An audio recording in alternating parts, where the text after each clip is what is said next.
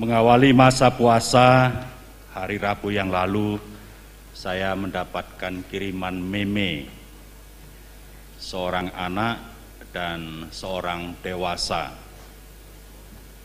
Dua orang dalam gambar itu, yang satu nampak sangat sedih susah dan yang lain menanyai mengenai sesuatu yang dimiliki oleh anak itu. Pertanyaannya adalah, seorang dewasa menanyai anak itu dengan pertanyaan, "Apa agamamu anakku sayang? Apakah Katolik, Kristen, Hindu, atau yang lain?" Dalam meme anak itu menjawab, "Saya lapar."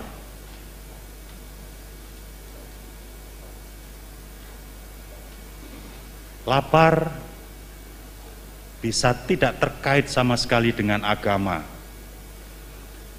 dan lapar membutuhkan penanganan, membutuhkan penyelesaian yang segera. Lapar merupakan salah satu dari 3 kebutuhan dasar manusia. Pertama adalah sandang, yang kedua pangan, yang ketiga papan. 3 kebutuhan dasar manusia itu menjadikan kemanusiaan kita manusiawi. Dan kalau tidak terpenuhi salah satunya, apalagi ketiga-tiganya, kita menjadi sungguh tidak manusiawi. Pun kalau kita menyatakan diri kita orang beriman.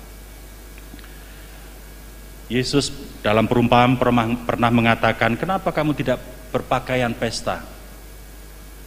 Dan orang yang tidak berpakaian pesta dikeluarkan dari pertemuan, dari perkumpulan, dari perjamuan.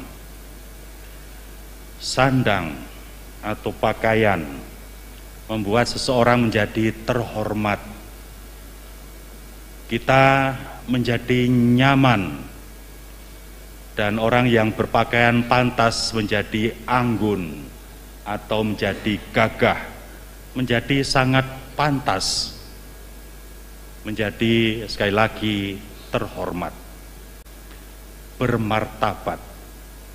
Orang yang berpakaian kurang tidak bermartabat. Kehidupannya pastilah tidak terlalu dalam, menghargai diri, dan tidak juga dapat menghargai dengan baik orang lain. Ketika seseorang kekurangan makan, dia bisa berbuat jahat karena kebutuhan diri tidak terpenuhi, karena ancaman kematian. Tetapi kelaparan tidak harus membuat orang berbuat jahat. Sementara orang yang tidak terhormat hampir selalu berbuat jahat. Papan, tempat kediaman, itu juga membuat orang lain, membuat seseorang menjadi nyaman dalam hidup. Tetapi tidak mempunyai papan juga tidak harus membuat orang berbuat jahat. Orang bisa tidur di mana saja. Tetapi kalau kita mempunyai papan, tempat untuk mapan, untuk merasa diri kerasan, nyaman, tidak terusik, merasa diri kita menjadi tuan, bukan dihitung saja karena nomor, karena jasa. Orang yang mempunyai rumah akan merasa diri bermartabat. Tetapi sekali lagi, rumah, tempat mapan itu pun kalau tidak kita punyai, tidak membuat kita harus berbuat jahat, kalaupun itu merupakan salah satu kebutuhan dasar manusia. Kebutuhan yang saya sebutkan sangat terkait dengan kenyamanan lahiriah, tetapi ada kebutuhan yang lebih dari itu, dan itu yang seharusnya membuat manusia pun kalau mempunyai kebutuhan yang lahiriah, dasariah, tidak harus berbuat jahat. Kebutuhan spiritual, self-esteem, pewahyuan diri, pernyataan diri.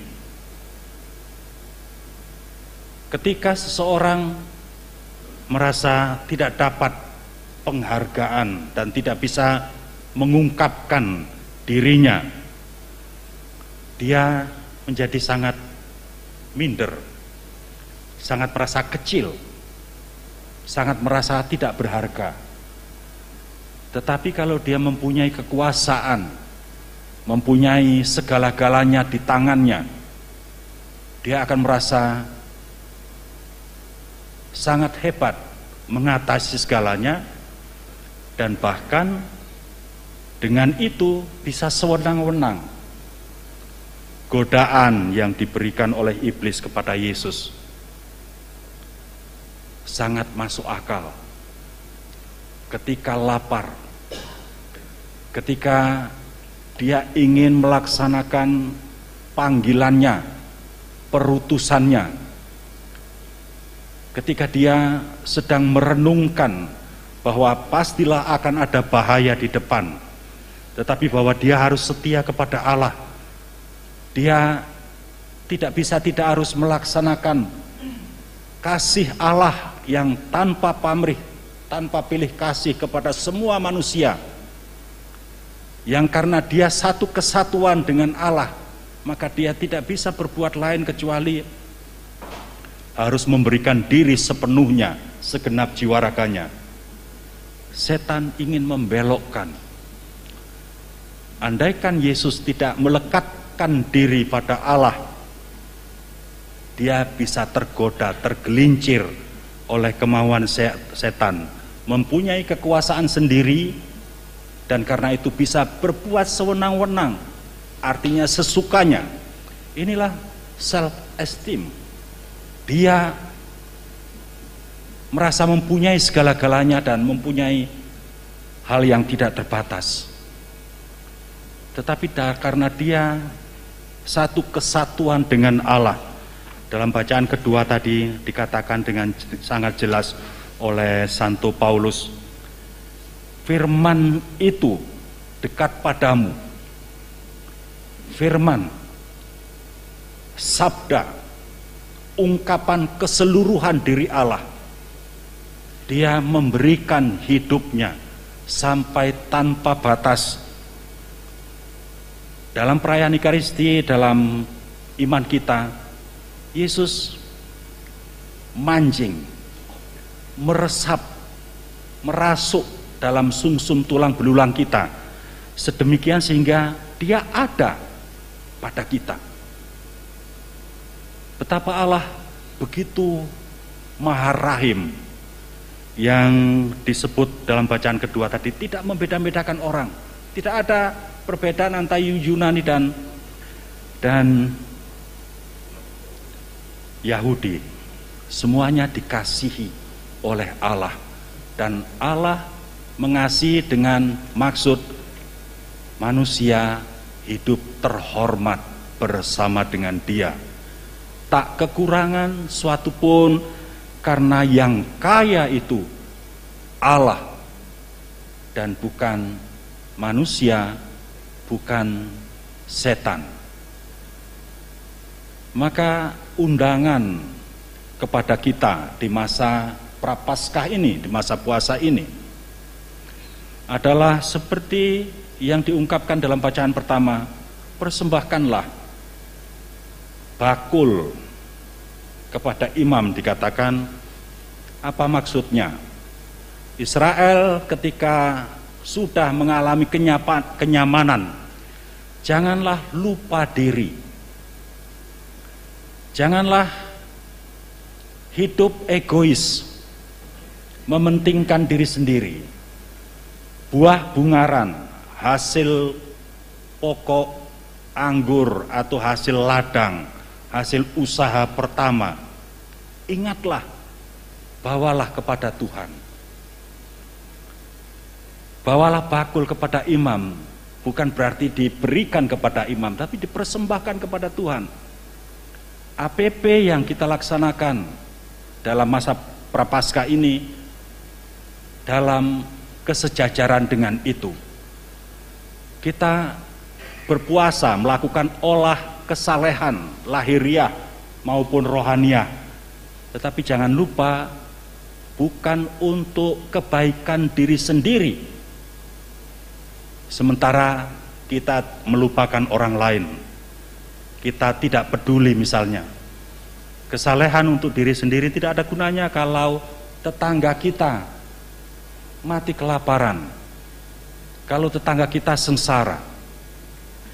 Bapak Paus mengajak kita umat Katolik di seluruh dunia untuk mengadakan sinode, berjalan bersama dengan fokus komunion, kesatuan kita solidkah atau terpecah-pecah, saling bermusuhan atau penuh keharmonisan. Kita sendiri pelakunya atau kita mengusahakan yang terbaik untuk komunion, untuk komunitas kesatuan kebersamaan kita. Partisipasi, ambil bagian. Kita diundang untuk tidak menjadi penonton dalam kehidupan ini. Bersorak-sorai ketika yang berperan bagus, lalu caci maki fitnah ketika kita kecewa. Itu penonton. Tapi Paus mengatakan partisipasi kita apa dalam kehidupan kebersamaan kita, ke dalam tetapi juga keluar. Ambil bagian, aktif, tidak menjadi sekali lagi penonton. Kita diundang untuk hidup penuh tanggung jawab dalam hal itu. Lalu misi. Misi tidak harus pergi ke luar negeri atau keluar daerah. Dalam Evangelii Gaudium, Paus mengatakan misi itu hidupmu. Bagaimana kamu mengungkapkan imanmu dalam kehidupan sehari-hari. Disitulah kamu menjadi saksi. Saudara-saudari yang terkasih, kehidupan spiritual kita tidak bisa dilepaskan dari kehidupan sehari-hari kita, dalam perjumpaan kita dengan semua saudara dari segala latar belakang apapun. Mari kita terus-menerus tanpa kenal lelah membangun kehidupan kerukunan, kedamaian, keharmonisan, sedemikian sehingga bumi, rumah kita bersama ini menjadi semakin layak untuk kita diami bersama, untuk kita wariskan bagi generasi sesudah kita. Tuhan memberkati kita. Amin.